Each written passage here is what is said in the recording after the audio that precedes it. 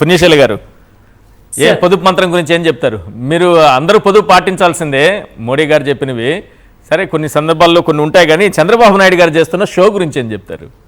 Sir, Chandrababu Naidu గారు అలాగే లోకేష్ గారు వీళ్ళ షోలేమో కానీ సార్, ఇప్పుడు మీరు ప్రత్యక్షంగా రాజీవ్ బాబు చెప్పినా మీరు చెప్పినా చాలా ప్రత్యక్షంగా, ఎందుకంటే మీరన్నట్టుగా పొదుపు మంత్రం నోటితో చెప్తారు, వాళ్ళు నొసలతో ఎక్కిరిస్తారు సార్. మేము అది చెయ్యం అని చెప్తా ఉంటారు, మనమే గమనించుకోం. మనం నొసలు చూడట్లేదు, నొసలు చూడట్లేదు, మనం కేవలం వాళ్ళు చెప్పే నోటిని మాత్రమే చూస్తున్నాం. జస్ట్ ఇప్పుడే సార్ ఫేస్బుక్ ఇలా టర్న్ చేస్తుంటే ఏబిఎన్ వాళ్ళ దానిలో చూపిస్తున్నారు సార్, నిమ్మల రామానాయుడు గారు ఈ ఫ్రైడేని చంద్రబాబు నాయుడు గారు నో వెహికల్ డేగా అనౌన్స్ చేశారట. అంటే ఒక సంవత్సరం పాటు మోదీ గారు అన్ని తగ్గించుకోండి, పొదుపు మంత్రం పాటించండి అని చెప్తుంటే వీళ్ళు మాత్రం అది చెప్పడానికి ఇగో వాళ్ళ నాలుగు వెహికల్స్ కి తగ్గించుకుని 1000 బస్సులకి డీజిల్ నింపుతారనమాట. ఆ రకంగా ఉంటుంది సార్. రెండోది వచ్చేటప్పటికి వారానికి ఒక్కసారేట, పైగా నిమ్మల రామానాయుడు గారు చాలా చక్కగా నీకు 15,000 మంత్రి గారు సైకిల్ దొక్కుంటూ ఈ రోజున సచివాలయంకి వచ్చారట సార్.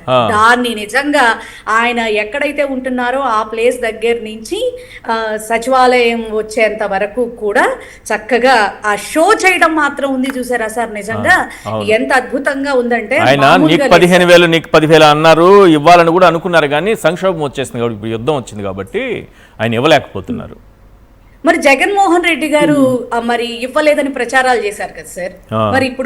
మరి ఇప్పుడు వీళ్ళకి మరి ఏ రకంగా మరి సార్ మీరన్నట్టుగా వాళ్ళు కేవలం అప్పుడేమో జగన్మోహన్ రెడ్డి గారు చాలా మనం చూసుకుంటే సార్ కరోనా ఉన్నా సరే 9,000 కోట్లు అప్పుడు జగన్మోహన్ రెడ్డి గారు 5 ఏళ్లలో అప్పు చేస్తే విధ్వంసం, ఇప్పుడు వీళ్ళు 22 నెలల్లో అప్పు చేస్తే అదే అంతకు మించి దాన్ని అభివృద్ధి అంటారు సార్. దానికి మనం పెట్టాల్సింది అభివృద్ధి అనేటటువంటి పేరు.